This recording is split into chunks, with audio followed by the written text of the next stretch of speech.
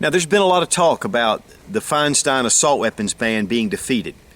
And in a sense, it has been defeated because it was going to be just a bill brought before the Senate and then moved to the House. But they realized that they could not pass that piece of legislation if it was left on its own.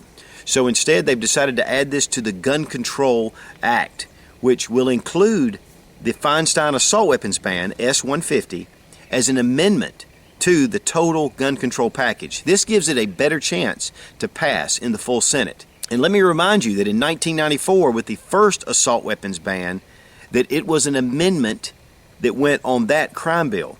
So we are not out of the woods yet with the Feinstein assault weapons ban. Yes, it's been put on the back burner, and our chances are pretty good to defeat it. But we can't sleep, we can't rest. Now, of course, this gun control bill right now is centered around S-374, which is Charlie Schumer's Fix Gun Checks Act and of 2013. And this is going to completely stop all private sales. You'll have to go through an FFL. You have to have an extensive background check just to trade, just to wheel and deal. Maybe it's your best friend and you guys have been trading for years. You're not even going to be able to do that. This is going to affect your privacy and it's going to affect your liberty as a gun owner. And everyone's going to know what you have and when you bought it. And this will also lead to registration because there is no way that they can keep track of private sales unless everything is registered. And registration always leads to confiscation. This afternoon I went by a good friend of mine's house. I borrowed one of his pistols to do a review on. If he let me do that without going through the proper paperwork and a background check, there's a 5-year prison sentence attached to letting someone just borrow your firearm.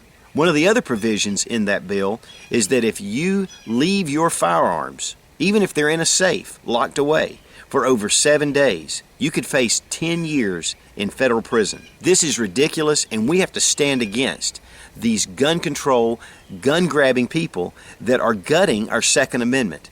While a lot of people in the public agree that, hey, you know, a background check, what's wrong with that? But this is going to invade our privacy. It's going to lead to registration of all firearms because that's the only way they're going to be able to track any kind of transfer of a firearm unless it's on the books. Now, also attached to this is any magazines over 10 rounds. There's going to be a ban on those magazines. Those things are still in the works, and we've got to stand firm. In fact, you need to contact your Senate and your congressman, and you need to let them know that we are watching and that we will not stand for any new gun laws. Now, it's already been said directly from Joe Biden and other Senate Democrats that this is only the beginning.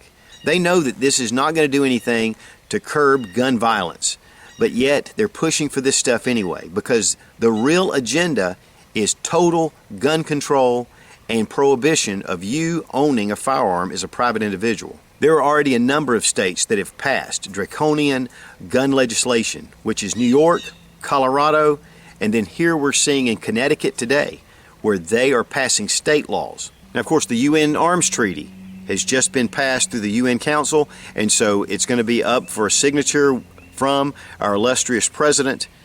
But we need to get behind the Senate. In fact, there's already noise saying that they're not even going to vote on it. But we need to let them know that we support their actions in staying off the UN and losing our sovereignty as a nation.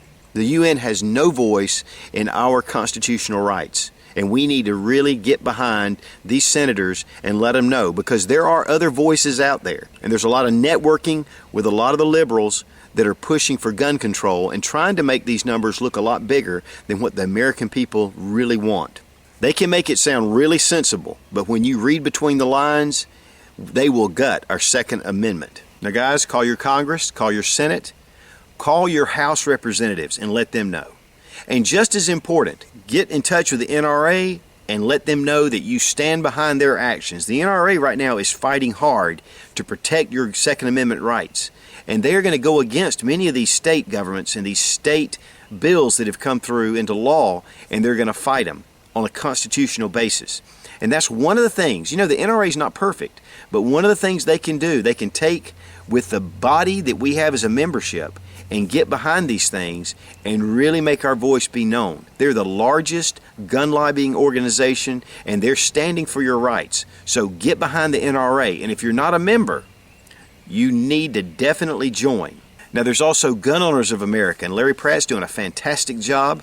My good friend Bill Frady, that is with Lock and Load, Bill Frady for Gun Owners of America, they are getting the word out as well. Now, also, the National Association of Gun Rights.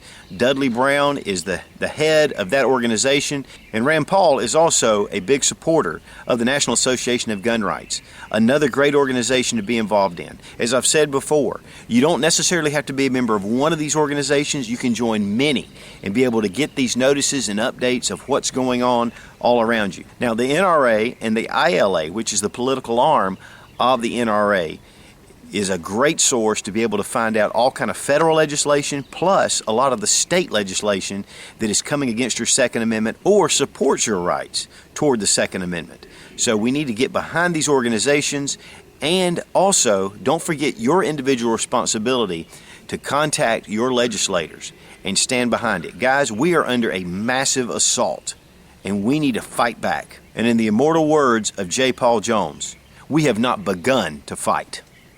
Be strong, be of good courage. God bless America. Long live the Republic.